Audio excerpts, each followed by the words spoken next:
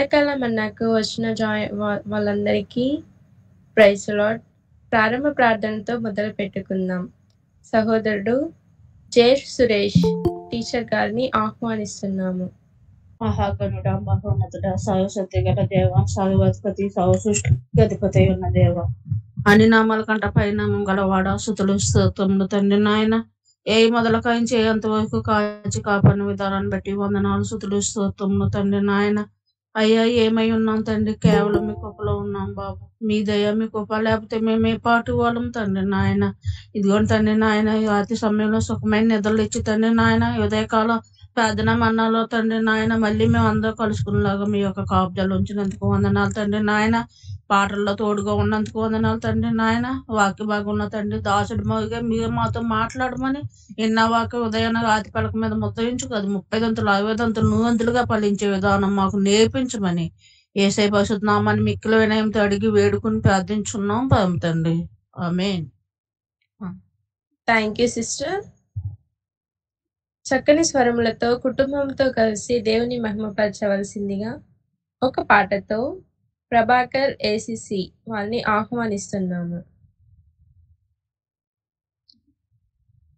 సియోనులో నుండి నీవు ప్రకాశించుచున్నావు నాపై, సియోనులో నుండి నీవు ప్రకాశించుచున్నావు నాపై, సమాధానమై సదాకాలము నన్ను నీతో నడిపించుచున్నావు నీ కీర్తికై, సియోనులో మహోన్నతుడా యేసయ్యా. నడిపించుచున్నావు నీ కీర్తికై, సియోనులో మహోన్నతుడా యేసయ్యా. నిర్దోషమైన మార్గములో నా అంతరంగమున ధైర్యమునిచ్చి, నిర్దోషమైన మార్గములో నా అంతరంగమున ధైర్యమునిచ్చి, నీ సన్నిధిలో నన్ను నిలిపి ఉన్నత విజయమునిచ్చితివి, నీ సన్నిధిలో నన్ను నిలిపి ఉన్నత విజయమునిచ్చితివి. నీ ఆశలు నెరవేరుటకు, నీ చిత్తము జరిగించుటకు విడువవు నన్ను ఎడబాయవు, నీవు విడువవు నన్ను ఎడబాయవు. సియోనులో నుండి నీవు ప్రకాశించుచున్నావు నాపై, సమాధానమై సదాకాలము నన్ను నీతో నడిపించుచున్నావు నీ కీర్తికై, సియోనులో మహోన్నతుడా యేసయ్యా. నా యందు దృష్టి నిలిపి నీ స్నేహ బంధముతో ఆకర్షించి, నా యందు దృష్టి నిలిపి నీ స్నేహ బంధముతో ఆకర్షించి, కృపావరములతో నన్ను నింపి సత్య సాక్షిగా మార్చితివి, కృపావరములతో నన్ను నింపి సత్య సాక్షిగా మార్చితివి. నీ మనసును పొందుకొని నీ ప్రేమను నింపుకొని, కీర్తించెదను ప్రతినిత్యం నిన్ను ఆరాధింతును అనుక్షణము. సియోనులో నుండి నీవు ప్రకాశించుచున్నావు నాపై, సమాధానమై సదాకాలము నన్ను నీతో నడిపించుచున్నావు నీ కీర్తికై, సియోనులో మహోన్నతుడా యేసయ్యా. నీ దివ్యమైన మహిమను పరలోకమందునే చూచెదను, నీ దివ్యమైన మహిమను పరలోకమందునే చూచెదను. నీ కౌగిలిలో చేర్చుకుని ప్రతి బాష్ప బిందును తుడిచెదవు, నీ కౌగిలిలో చేర్చుకుని ప్రతి బాష్ప బిందును తుడిచెదము.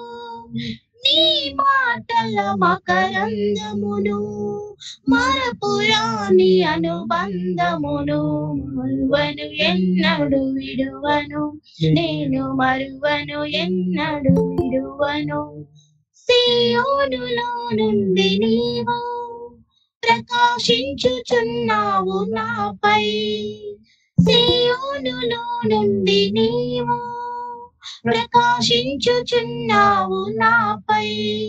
సమాధానమై సదాకాలము నన్ను నీతో నడిపించుచున్నావు. నీ కీర్తికై సీయోనులో మహోన్నతుడా యేసయ్యా నడిపించుచున్నావు. నీ కీర్తికై సీయోనులో మహోన్నతుడా యేసయ్యా. సీయోనులో నుండి నీవు ప్రకాశించుచున్నావు నాపై, సమాధానమై ప్రకాశించుచున్నావు నాపై. సమాధానమై సదాకాలము నన్ను నీతో నడిపించుచున్నావు. నీ కీర్తికై సీయోనులో మహోన్నతుడా యేసయ్యా. థాంక్ యూ పాస్టర్ గారు. అందరికీ ప్రైజ్ ది లార్డ్. అందరికీ థ్యాంక్ యూ అండి. వాక్యోపదేశం చేయవలసిందిగా విజయ్ కుమార్ అంకుల్ గారిని ఆహ్వానిస్తున్నాము. ప్రియ పరిశుద్ధులారా, సర్వోన్నతుని యొక్క శుభములు మీ అందరికీ ప్రాతకాల మనలు తెలియజేస్తూ ఉన్నాను. ఈ దినమున క్యారల్ స్టార్ట్ అవుతున్నాయి.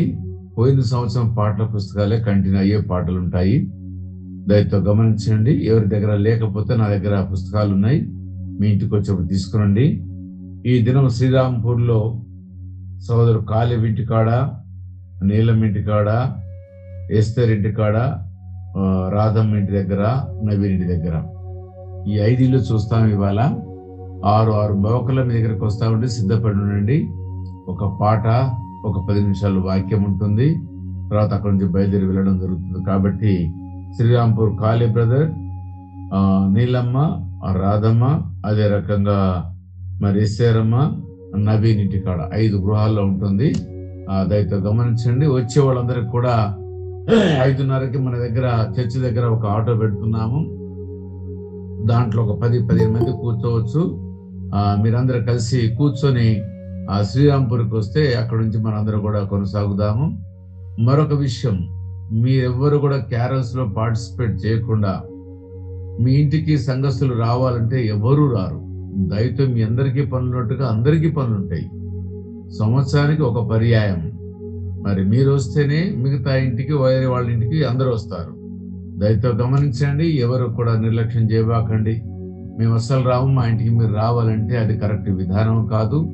అందరికీ పనులు ఉన్నాయి, అందరూ ఉద్యోగాలు చేస్తున్నారు. దయతో గమనించండి. తర్వాత ఇంకొక విషయాన్ని గమనించాం.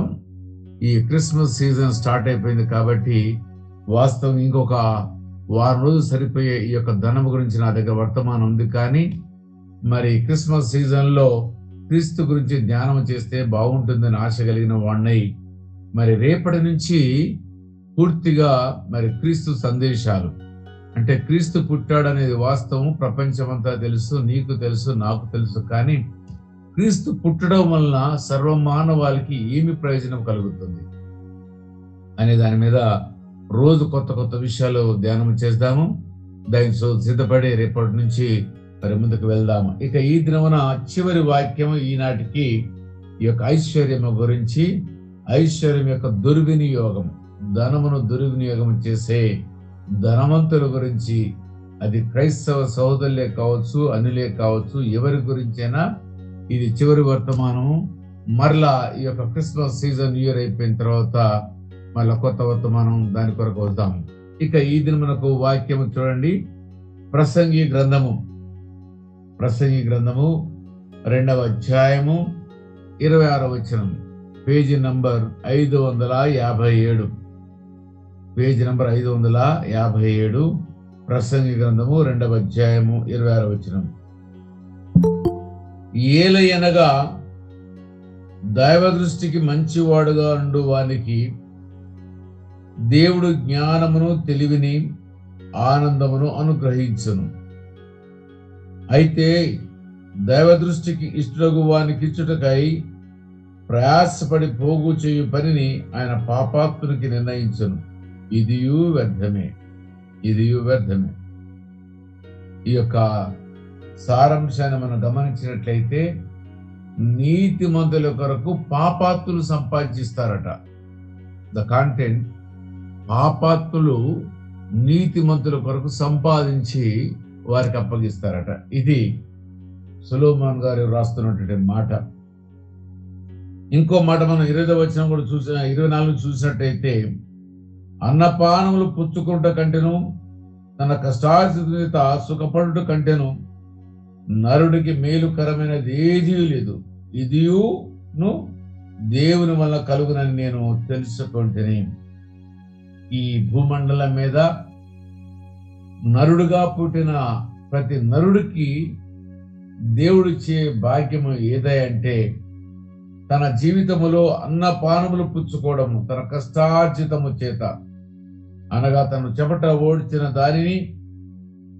దానితో తను సుఖపడటము, కడుపార భోజనము చేయటము, ఇది మాత్రమే మేలుకరమైనది.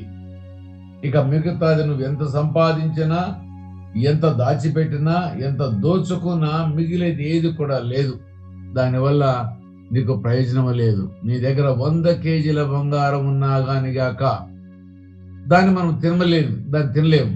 ఇంకా 100కి ఇంకో కేజీ కలపడానికి ఇష్టపడతాము, కానీ ఆ 100లోకి 1 కేజీ తీయడానికి మనం ఇష్టపడం. 1 లక్ష రూపాయలు సంపాదించిన వారు మరొక 1 లక్ష సంపాదించాలనుకుంటారు. ఒక ప్లాట్ కొనుక్కున్న వారు ఇంకో ప్లాట్ కొనుక్కోవాలనుకుంటారు. ఒక ఇల్లు కొనుక్కున్న వారు ఇంకొక ఇల్లు కొనుక్కోవాలనుకుంటారు. కానీ ఒక దాన్ని నమ్మి మరి ఏదైనా చేద్దాము, దాన ధర్మాలు చేద్దామని ఎవరు కూడా ఆలోచించము. ఇది మానవ సహజమైన లక్షణం. అయితే దేవుడు అంటున్నాడు ఏంటంటే, ప్రతి వాని యొక్క జీవితంలో అన్నపానములు పుచ్చుకోవటమే దేవుడు మానవుడికి ఇచ్చిన చివరిది.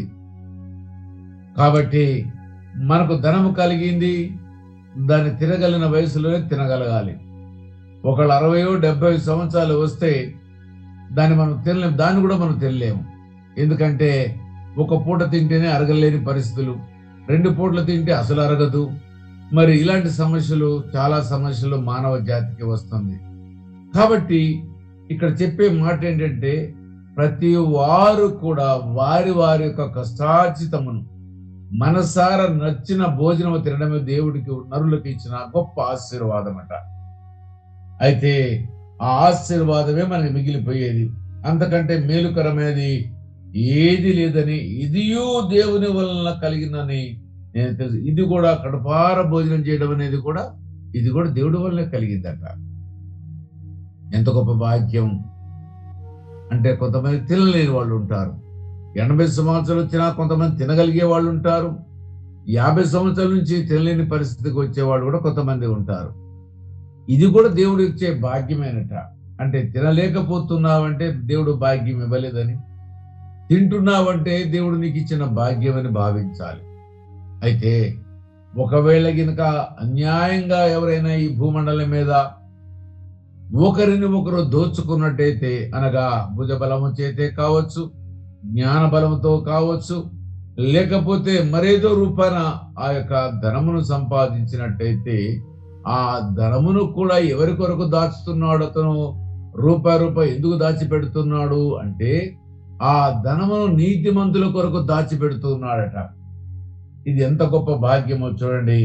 ఈ మాటలో మనం చదివినట్టయితే మనకు అర్థమవుతుంది. ఏలైనగా దైవ దృష్టికి మంచివాడుగా నుండు వారికి, దేవుని దృష్టిలో మంచిగా ఉండాలి. చాలా మంది బుకాయించేది ఏదంటే, నేను దేవుని దృష్టిలో మంచిగా ఉన్నా, నీకేమరక నా సంగతి అని భార్య భర్తతోటి, భర్త భార్యతోటి, సంఘ కాపరి ముందు విశ్వాసులు, సమాజములో మానవుడు ఈ మాటలు చెబుతూ బుకాయిస్తూ ఉంటారు. కానీ దేవుడు సమస్తమును ఎరిగిన వాడు. ప్రతి వాని యొక్క అంతరంగమును పరిపూర్ణంగా గ్రహించగలిగిన వాడు, చూడగలిగిన వాడు. ఆయన ఎక్కడ ఉన్నా గాని కాక ప్రతి వారిని చూడగలిగిన దేవుడు. ఆయన ముందు మనం గొప్పగా ఉండాలి. లోకము దృష్టిలో లోకమును మంచిగా ఉన్నా నీకు చెడ్డవాడు అంటారు, చెడ్డవాడిగా ఉన్నా నీకు నచ్చిన వాడైతే మంచివాడు అంటాడు వాడికి ఏమనిస్తే. కానీ దేవుడు అలాంటి వాడు కాదు, ఆయన లంచగొండి కాదు. దేవుని దృష్టిలో మనం పవిత్రంగా ఉండాలంటున్నాడు. దేవుని దృష్టిగా నేను మంచివాడుగా ఉంటా. మంచివాడంటే పవిత్రంగా, నిర్దోషిగా, నిందారహితులుగా జీవించటమే దేవుని దృష్టిలో మంచివాళ్ళగా జీవించటం. మరి మనం పవిత్రులుగా ఉండగలుగుతున్నామా? మరి నిర్దోషులుగా ఉండగలుగుతున్నామా? నీతివంతులుగా ఉండగలుగుతున్నామా? అయితే నీ కొరకు నువ్వు బాధపడబాకు. నాకు ఏది లేదులే, నన్నెవరూ చూడడం లేదు, నాకు ఆర్థిక పరిస్థితులు దీనంగా ఉన్నాయని నువ్వు భయపడనవసరం లేదు. ఎందుకంటే దేవుని దృష్టిలో నువ్వు మంచివాడుగా ఉన్నావు కాబట్టి దేవుడు తన జ్ఞానమును ఇస్తాడు. జ్ఞానం అంటే భయము, భక్తి. తెలివి అంటే ఆయన యొక్క మరి వివేకం. ఆ తెలివి, ఆయన వివేకం ఏంటంటే ఆయన యందు భయభక్తులు కలిగి జీవిస్తూ పాపమును విడిచివేయటమే వివేకం. పాపమును విడిచివేయటం వివేకము. జ్ఞానం అంటే ఆయన గురించి తెలుసుకోవటమే జ్ఞానం. లోక జ్ఞానము దేవునికి అవసరం లేదు. దేనికి అవసరం అంటే అది నీకు లోక జ్ఞానం, నీవు బ్రతకడానికి పనికి వస్తుంది కానీ మరి దేనికి పనికిరాదు.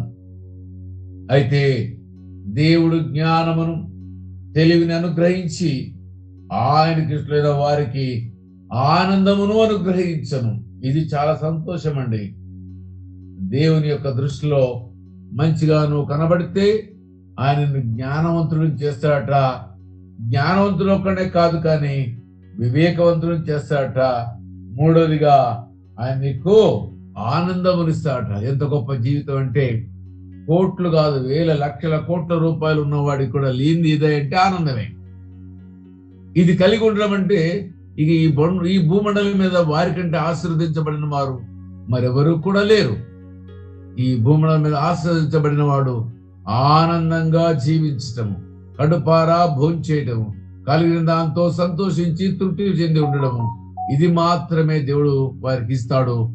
ఆనందమైన జీవితాన్ని ఇస్తాడు. చివరి గడియల వరకు కూడా నవ్వుతూ ఆనందంగా ఈ యొక్క యాత్ర ముగిస్తారు. అయితే దేవుడు అంటున్నాడు అలాంటి వాడికి అన్ని అనుగ్రహిస్తున్నాడు. దేవుడి భయము, భక్తి, పాపను విడిచివేసే వివేకము, అదే రకంగా ఆనందమును అనుగ్రహిస్తాడు. అయితే దైవ దృష్టికి ఇష్టడగు వారికి ఇచ్చుటకై ప్రయాసపడి ప్రోగు చేయి పని ఆయన పాపాత్మునికి నిర్ణయించును. మీరు గినక దేవుని దృష్టిలో మంచిగా మీరు ఉన్నట్టయితే దేవుడు ఏం చేస్తాడంటే మీ కొరకు ఒక వ్యక్తిని భూమండలం మీద తయారు చేస్తాడు.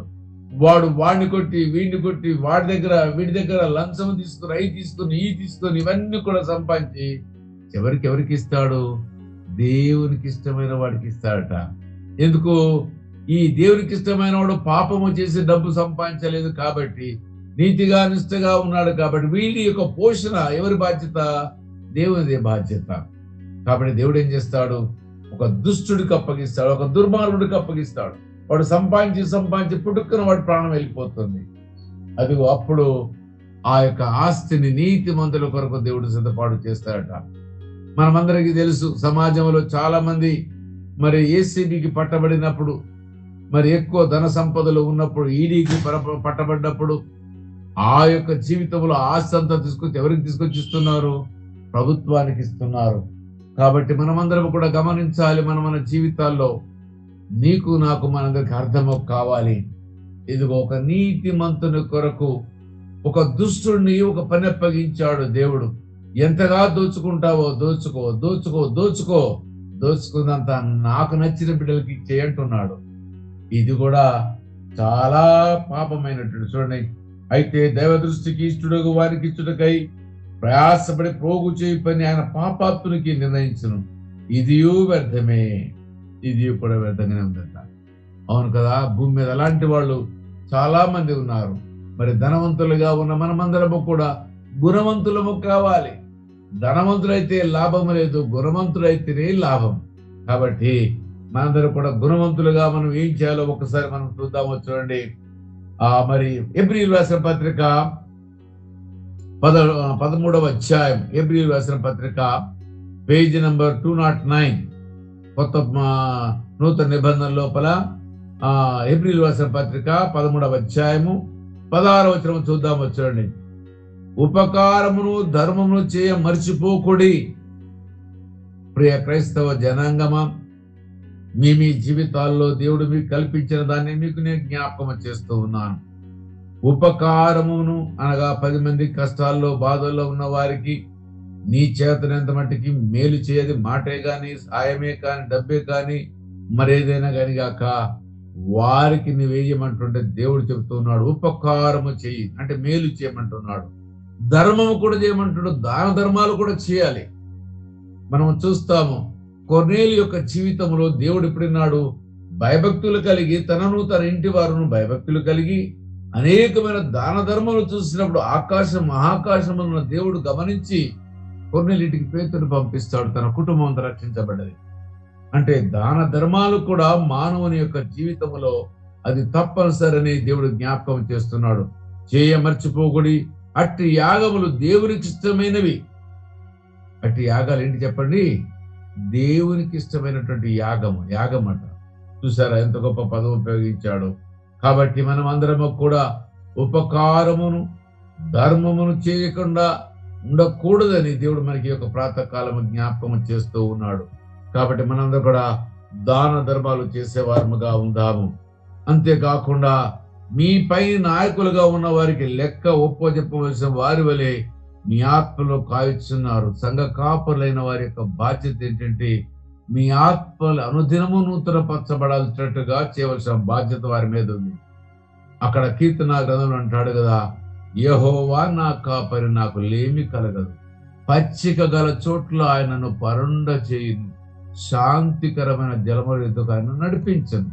ఇగో కాపరుల యొక్క పని ఏంటంటే సంఘానికి కావాల్సిన ఆత్మీయ ఆహారాన్ని, నూతనమైన ఆహారాన్ని, దినదినము రుచికరమైన ఆహారాన్ని మరి వండి సిద్ధపరిచి వారికి వడ్డించేవాడిగా ఉండాలి సంఘ కాపరి. అలాంటి వారికి లెక్కప్పజెప్ప మీ అందరి యొక్క ఆత్మలు అనగా మౌంట్ సినాయి సంఘానికి వచ్చే యొక్క ఆత్మల యొక్క భారము, ఆ పనిని దేవుడు నాకు అప్పగించాడు. అయితే దేవుడు అంటున్నాడు, చూడండి, కాయుచున్నారు. వారు దుఃఖముతో ఆ పని చేసేలా మీకు నిష్ప్రయోజనము కనుక దుఃఖముతో కాక ఆనందముతో చేయనట్లు వారి మాట విని వారికి లోబడి ఉండి. సంఘములో క్రమం అనేది చాలా ప్రాముఖ్యం. మనము సంఘానికి వెలుపల ఎంత అధిపతులమైనా, ఎంత అధికారులమైనా, ఎంత జ్ఞానవంతులమైనా, ఎంత ధనవంతులమైనా అది బయట మట్టికి ఒక్కసారి దేవుని యొక్క మందిరంలోనికి వచ్చిన తర్వాత నీ కలిగిన సమస్తమును ఒక పెంట కుప్పలా భావించి, ప్రభువా నీవు నాతో మాట్లాడయ్యా, నీవు మాట్లాడితే నేను బ్రతుకుతానని కనుక నువ్వు మందిరంలోకి అడుగు పెట్టినట్టయితే నీ జీవితము ధనికరంగా దేవుడు నీతో మాట్లాడి మనలో ఉన్న సమస్తమైన కల్మషాన్ని తుడిచివేయడానికి, కడిగి వేయడానికి దేవుని యొక్క వాక్కు సిద్ధంగా ఉంటుంది. నేను ఎవరికి లోబడను, నా ఇష్టం అనంటే దేవుడు అంటాడు ఓకే అని. కొద్ది దినాల తర్వాత నిన్ను దేవుడు మరి ఏ రకంగా ఇబ్బంది పెట్టాలో ఆ రకం. అందుకనే సంఘ కాపరి మీ అందరి యొక్క ఆత్మల్ని దేవునికి అప్పగించాలి. ఒక దినమన మీ అందరినీ ఆత్మీయంగా పోషించవలసిన విధానము, క్రొత్త విషయాలతో మీకు తెలియపరచవలసిన విధానము అది ఎవరి మీద భారం పెట్టాడంటే సంఘ కాపరి మీద పెట్టాడు. ఈ సంఘ కాపరి మనం ఏడిపించడము అది మనకి మేలుకరము కాదు. అది ఆయన వారు దుఃఖించడం కూడా మనకి మేలుకరము కాదు. కాబట్టి మనమందరం కూడా మన జీవితాల లోపల, సంఘము లోపల క్రమము కలిగిన వారమై, ఒక విధి విధానాలు కలిగిన వారమై, దేవుని చిత్తమును నెరవేర్చడానికి దేవుడు మనం ఏర్పాటు చేసుకున్న పాత్రలుగా మనం భావించి, దేవుడు మనకు అప్పగించిన పనిని పరిపూర్ణంగా దైవ చిత్తానుసారంగా మనం చేసేవారముగా ఉండాలని ఈ దినం మనం వింటున్నాము. ధనవంతులైన మనము, జ్ఞానవంతులైన మనము, ఉన్నతమైన పదవులు అధిరోహించిన మనమందరము కూడా దేవుని సముఖములో మనమందరము కూడా తగ్గించుకొని జీవించే వారముగా ఉండాలని దేవుడు ఈ దినం నీకు నాకు జ్ఞాపకము చేస్తూ ఉన్నాడు. ఇంకొక చివరిగా ఒక మాట నేను మీకు జ్ఞాపకం చేసి ముగించడానికి సిద్ధపడుతున్నా. యాకోబు రాసిన పత్రిక 5వ అధ్యాయం 3వ వచనం, అదే పక్కనే ఉంటుంది. హెబ్రీ రాసిన పక్కన ఉంటుంది. 5వ అధ్యాయము యాకోబు పత్రిక 5వ అధ్యాయము 5వ వచనం 5వ అధ్యాయము 3వ వచనం చదువుకుందాం. ఇదిగో ధనవంతులారా, మీ మీదికి వచ్చేడు ఉపద్రవమును గూర్చి ప్రలాపించి ఏడువుడి. మీ ధనము చెడిపోయెను, మీ వస్త్రములు చెమటలు కొట్టివేయను, మీ బంగారమును మీ వెండియు తుప్పు పట్టినవి. వాటి తుప్పు మీ మీద సాక్ష్యముగా ఉండి అగ్నివలే మీ శరీరము తినివేయను. అంత్య దినములందు ధనమును కూర్చుకుంటారు. ఇదిగో మీ చేలు కోసిన పనివారికి ఇక మీరు మోసముగా బిగబట్టిన కూలి మొరపెట్టుచున్నది. మీ కోతవారి కేకలు సైన్యములకు అధిపతియగు యెహోవా యొక్క చెవులో చొచ్చున్నది.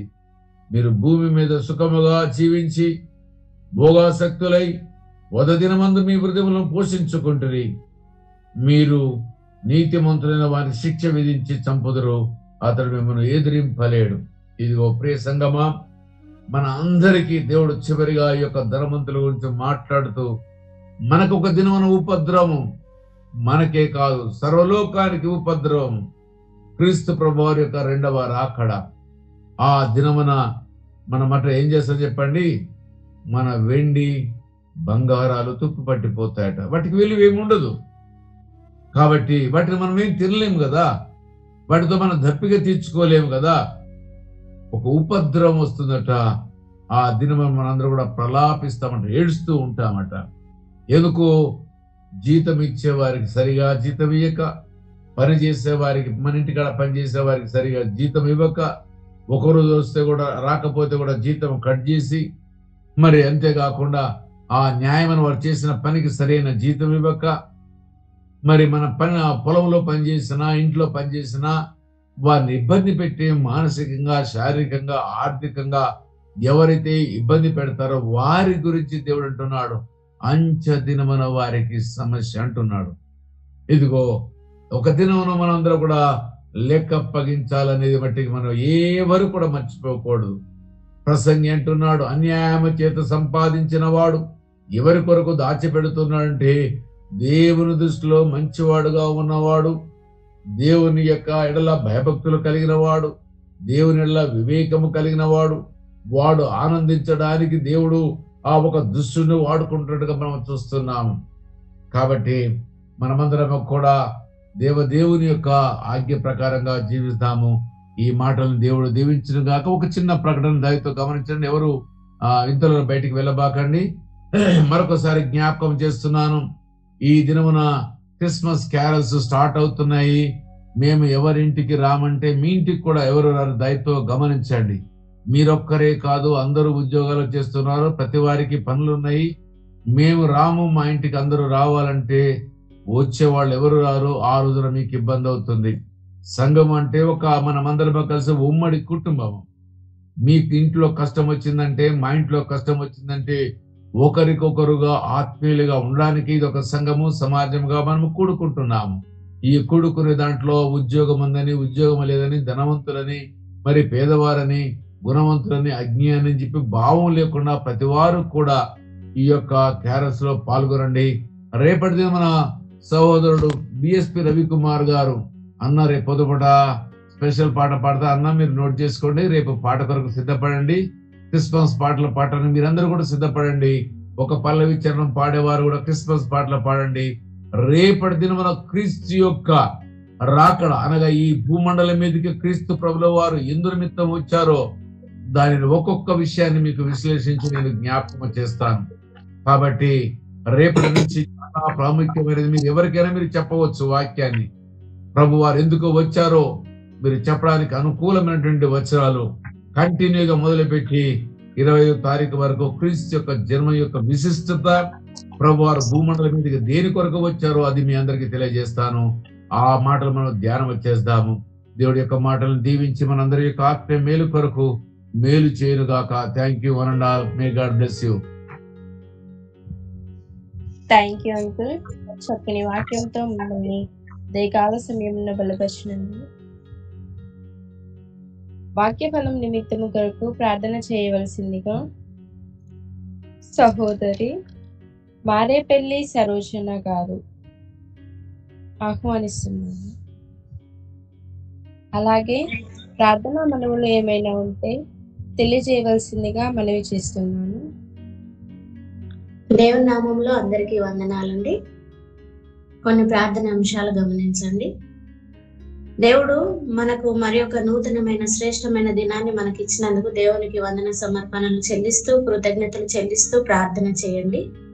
మన దేశ రాష్ట్ర ప్రజల కొరకు, రక్షణ కొరకు, యోగక్షేమాల కొరకు, అలాగనే ఇజ్రాయెల్ దేశం కొరకును ప్రార్థన చేయండి.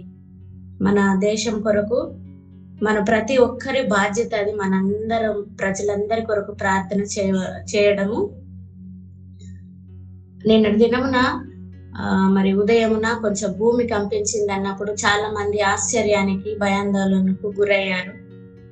మరి నిజమే, దేవుడు ఒక క్షణము 2-3 నిమిషాలు అలాగే చేస్తేనే చాలా ప్రజలందరూ ఆ విధంగా భయాందోళనకు గురయ్యారు. కనుక మన దేశ ప్రజల కొరకు, రక్షణ కొరకు, అన్యజనుల రక్షణ కొరకు కూడా మనం ప్రార్థన చేయవలసిన బాధ్యత, భారము మన మీద ఉన్నది. కనుక దయచేసి అందరూ మీ వ్యక్తిగత ప్రార్థనలో కూడా మన దేశాన్ని జ్ఞాపకం చేసుకుంటూ ప్రజల కొరకు, అందరి కొరకు ప్రార్థన చేయండి. అనారోగ్యంతో ఉన్న వారి కొరకు బ్రదర్ ఆశీర్వాదం గారు జాండీస్ తో బాధపడుతున్నారు. మరి కొంత నయం అయి ఉంటది, కానీ అయినా సరే ప్రార్థన చేయండి. సిస్టర్ భారతి గారి కొరకు కూడా ప్రార్థన చేయండి. సీజనల్ గా డిసీజెస్ తో ఉన్న వారి కొరకు ప్రార్థన చేయవలసిందిగా మనవి. నిన్న దినమున చక్కని మరి సిస్టర్ శిరీష గారి కొరకు మనము ప్రేయర్ రిక్వెస్ట్ లో మనం నిన్న జ్ఞాపకం చేసుకున్నాం కదా. చక్కని ప్రసవం జరిగింది. మంచి కుమారుని వారికి బహుమానంగా దేవుడు అనుగ్రహించాడు. కృతజ్ఞతలు చెల్లిస్తూ వారి కొరకు ప్రార్థన చేయండి. ముఖ్యంగా మరి వైవాహిక జీవితాన్ని జ్ఞాపకం చేసుకుంటూ సుజాత సతీష్ గారులకి నూతన సంవత్సరాన్ని దేవుడు ఇచ్చాడు గనుక, బహుమానంగా ఇచ్చాడు గనుక వారి కొరకు కూడా నిన్న జరిగిన కృతజ్ఞత కూడిక కూడా చక్కగా దేవుడు జరిగించాడు. కృతజ్ఞతలు చెల్లిస్తూ ప్రార్థన చేయండి. అమ్మ క్షమించాలి, ఆశీర్వాదం గారు స్వస్థత పొందారు. పూర్ణ స్వస్థత కొరకు ప్రార్థన చేయండి. నిన్న అయ్యగారితో మాట్లాడారు కూడా. Okay, thank you. దేవునికి నామానికి మహిమ కలుగును గాక. అనుదినము మనందరము ప్రార్థన చేస్తున్నాము. దేవుడు కార్యం జరిగించాడు. అందుకొరకు కృతజ్ఞతలు చెల్లిస్తూ ఆశీర్వాదం గారి కొరకు, వారి కుటుంబం కొరకు ప్రార్థన చేయండి. ముఖ్యంగా మన ప్రకృతి వైపరీత్యాల కొరకు ప్రార్థన చేయవలసిందిగా మనవి. Thank you. సిస్టర్ ప్రేద్దలాడు అశోక్ గారికి బాగా మోకాళ్ళు వస్తుంది. అందరు దయతో ప్రార్థన చేయండి. అశోక్ గారి కొరకు కూడా ప్రార్థన చేయండి. వారు గౌట్ ఆర్థరైటిస్ తో బాధపడుతున్నారు. మరి వారి కొరకు కూడా ప్రార్థన చేయవలసిందిగా మనవి. మన ఇవాళ క్యారెట్స్ కొరకు అందరు రావాల్సిందిగా మనవి. మాదొక ప్రార్థన మనవి. అందరికి వందనాలు. పాస్టర్ గారికి వందనాలు. పద్మలత నా పేరు. హుజురాబాద్ లో ఉన్న ఇప్పుడు ప్రస్తుతానికి. చిన్న కోడలు డెలివరీ అయింది, బాబు పుట్టిండున్న. దేవునికి వందనాలు. 3వ తారీఖు బాబు. మరి కోడల కొరకు, మరి మన కొరకు మీరు అందరు ప్రార్థన చేయండి. దేవునికి వందనాలు. కొంత వీక్ గా ఉన్నాడు చిన్నోడు. హుజురాబాద్ లో ఉన్నా నేను. ఇక కొంచెం వీలైంది కనుక ప్రార్థనలో జాయిన్ అయినా. దేవునికి వందనాలు. నాకు కూడా సమయం దొరికేలాగానే మీరు అందరు ప్రార్థన చేయండి.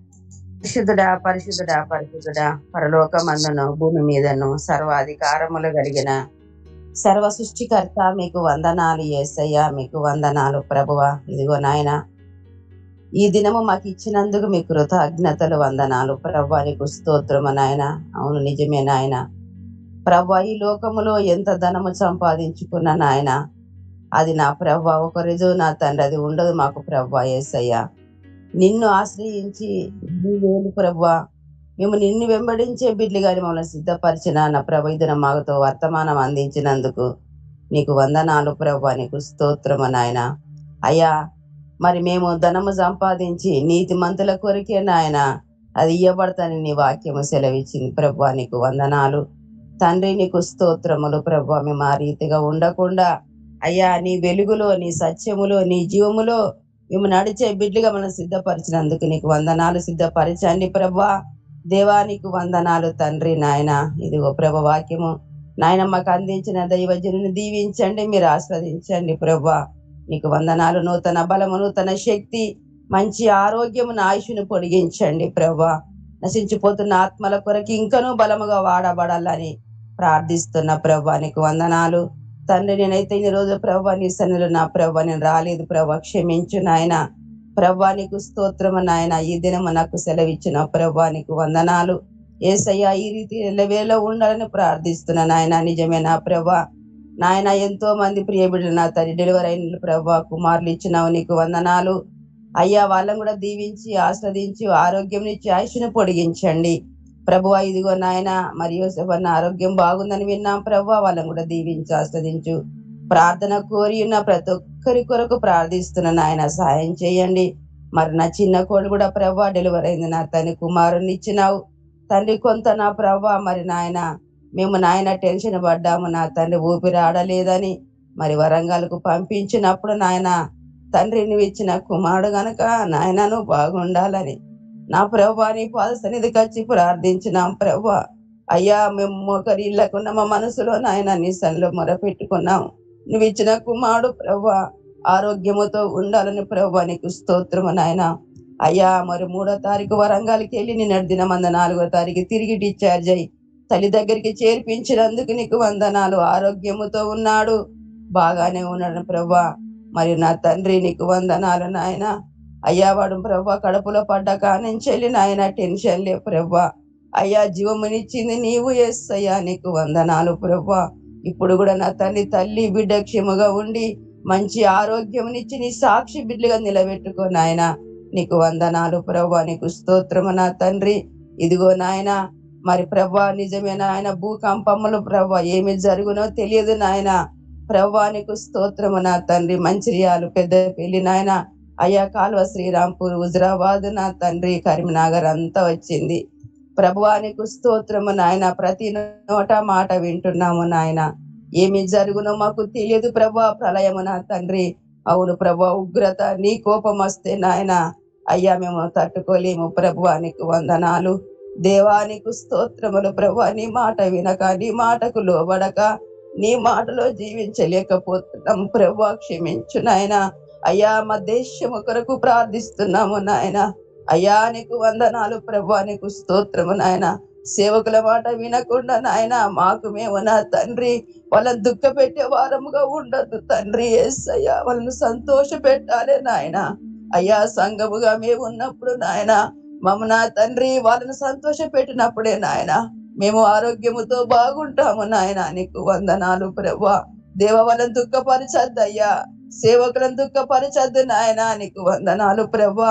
దేవా నీ మాట వింటున్నా తండ్రి నిన్ను సంతోష పెట్టే బిడ్డలుగా మేము ఉండాలని నాయన ఈ దినము ప్రార్థిస్తున్నాము. మా దేశము కొరకు దేశ నాయకుల కొరకు ప్రార్థిస్తున్నాము నాయన.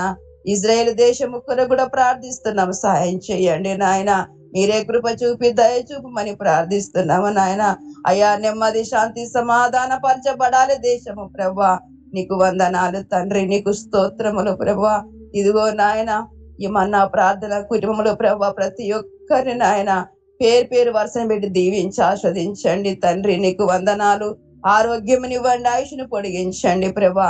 అనారోగ్యముతో ఇంకెంత మంది ఉన్నారో మాకు తెలియదు ప్రభా. వాళ్ళని కూడా మీరు ముట్టండి, స్వస్థపరచండి, విడుదల కలుగజేయి. నశించిపోతున్న ఆత్మల కొరకు భారము కలిగిన ఆయన వాళ్ళని పంపించు నా తండ్రి యేసయ్యా.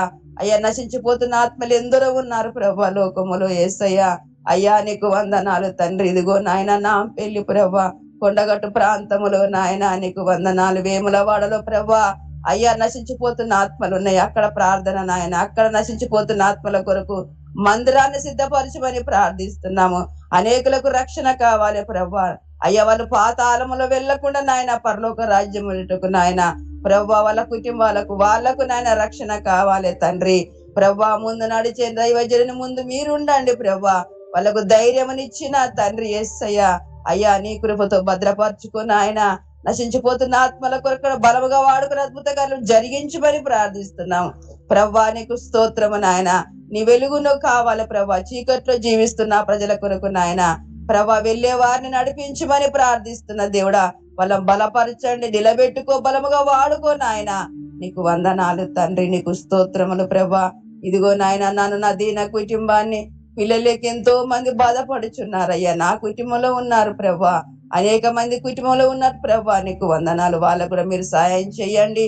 ఏది చేసినా మా మేలు కోసమే నాయన, నా మేలు కోసమే తండ్రి. నీకు వందనాలు ప్రభా. మేము ఆతృత పడతాము ప్రభువా, నీకు వందనాలు. వేగిర పడతాము కానీ మా ప్రయాసం అంతా వ్యర్థము నాయన. ప్రసంగ అయితే ప్రతిదీ వ్యర్థము వ్యర్థము వ్యర్థం అంటున్నాడు నాయన. నీకు వందనాలు ప్రభువా, నీకు స్తోత్రము నా తండ్రి. గాలికే ప్రయాస పడుచున్నారు కానీ అదంతా వ్యర్థమే. నిజమే నాయన ప్రభువా, నిన్ను వెంబడించుటకు నాయన, ఆ పరలోక రాజ్యముల కొరకు నాయన, మేము అక్కడ ఇల్లు అక్కడ స్థిరమైనది ప్రభువా, నీకు వందనాలు. ఈ అస్థిరమైన ఈ లోకాన్ని విడిచిన ప్రభువా, ఆ పరలోక రాజ్యము కొరకు వేగిరపడి నాయన, మేము నీలో జీవించుటకు నీ కృప దయచేయమని ప్రార్థిస్తున్నాం ప్రభువా. నీకు వందనాలు తండ్రి, నీకు స్తోత్రములు ప్రభువా. ఇదిగో నాయన అనేక నాయన సిమయాక్లు కూడా మార్చమని ప్రార్థిస్తున్నా నాయన. వాళ్ళకు రక్షణ దయచేయి, మారు మనసు దయచేయి నాయన. నేనైతే వింటున్నా ప్రభువా, మరి నాయన చిరంజీవి కుటుంబము నాయన, నా తండ్రి కోడలు ప్రభువా వాక్యాలు పెడుతుంది నాయన, నీకు స్తోత్రములు ప్రభువా. యేసయ్యా అయ్యా కుటుంబాన్ని నా తండ్రి నేనైతే కొత్తగా చూస్తున్నాను ప్రభా. అనేక మంది నా తండ్రి ఇంకా సినిమా యాక్టర్లు మార్చబడాలి ప్రభా, నీకు వందనాలు. ఇది నటన జీవితం అని వాళ్ళకి ఇంకను పరిపూర్ణంగా అర్థమయ్యి దేవుడా నిన్ను వెంబడించి నాయన నీలో జీవించే నీ కృప దయచేయమని ప్రార్థిస్తున్న నాయన. అనేకల నాయన వ్యభిచారాలను అత్యాచారాలు చేస్తున్నారు ప్రభా. దొంగలు నరహాంతకులు ఖైదీలకు రక్షణ, మారు మనసు రావాలి ప్రభా, నీకు వందనాలు. దేశము కొరకు, దేశ నాయకుల కొరకు, దేశ ప్రజల కొరకు న్యాయముగా పరిపాలన చేయాలని ప్రార్థిస్తున్న నాయన, నీకు వందనాలు ప్రభువా. నీకు స్తోత్రం. ఈ దినము చూడక ఎందరో ఉన్న పోయిలు ప్రభా. అయ్యా ఈ దినము మాకిచ్చినందుకు నీకు వందనాలు తండ్రి. నీకే మహిమ ఘనత ప్రభావములు పొందుకోమని అయ్యా నా ప్రార్థనలో నీకు ఆయాసకరమైన, నీకు దుఃఖకరమైనవి నేనేమైనా మాట్లాడి ఉంటే నన్ను క్షమించండి. మంచి మాటలైతే మీరు వింటున్నారు, చెవి ఎగ్గుతున్నారు, మాకు జవాబిస్తున్నందుకు మీకు కృతజ్ఞతలు, మీకు వందనాలు చెల్లించుకుంటూ నీ నామమునకే మహిమ ఘనత ప్రభావములు పొందుకోమని నాకు నేను తగ్గించుకుంటూ యేసుక్రీస్తు పరిశుద్ధ నామమున ప్రార్థిస్తున్నాను మా తండ్రి, ఆమేన్. Thank you sister. ఆశీర్వాద ప్రార్థనతో గూగుల్ మీట్ ని ముగించవలసిందిగా పాస్టర్ గారిని కోరుచున్నాను. ప్రార్థన చేసుకుందాం. సర్వోన్నతమైన దేవ, సర్వాధికారి, ఇదిగో ప్రాతకాల మనలో మీ పాద సన్నిధికి వచ్చిన మమ్మల్ని అందరూ కూడా దృష్టీకరించండి. నీకు వందనాలు. మనతో ఉన్న ప్రతి ఒక్కరు మీరు జ్ఞాపకం చేసుకోండి. అశోక్ గారు అనారోగ్యంతో ఉంటుండగా బిడ్డ మీరు జ్ఞాపకం చేసుకో ప్రభువా. ప్రతి వారి యొక్క అవసరతలు తీర్చండి. ప్రతి వారం మేమందరం మీ వైపు చూస్తున్నాం. ఎందుకంటే మేలు ఎక్కడి నుంచి వచ్చింది? నేను కొండల తట్టు చూస్తున్నాను, నాకు సహాయం ఎక్కడి నుంచి వచ్చింది? యెహోవా యొద్ద నుంచి వచ్చింది. అవును ప్రభావ, మీ కొరకు మేము కనిపెడుతున్నాం. మేము మీ కుమారులము, మీ కుమార్తెలము. ఇదిగో మా అందరినీ మీ యొక్క పాదాల చేత అప్పచెప్తూ అది యేసుని కూర్చున్నాము తండ్రి, ఆమేన్. మన తండ్రి అయిన దేవుని యొక్క ప్రేమయు, ప్రభువైన యేసుక్రీస్తు వారి యొక్క కృపయు, పరిశుద్ధాత్మ దేవుని యొక్క న్యోన్య సహవాసం ఈ యొక్క ప్రాతకాల మనలో కొడుకులు మనందరికీ ఒక్కొక్కరికి పేరు పేరు సకల పరిశుద్ధులకును సార్వత్రిక సంఘమునకును తన ప్రియ ప్రజలని ఇశ్రాయేలు జనాంగానికి ఇప్పుడు సదాకాలము తోడేను గాక, ఆమేన్. అందరికీ వందనాలండి. Thank you.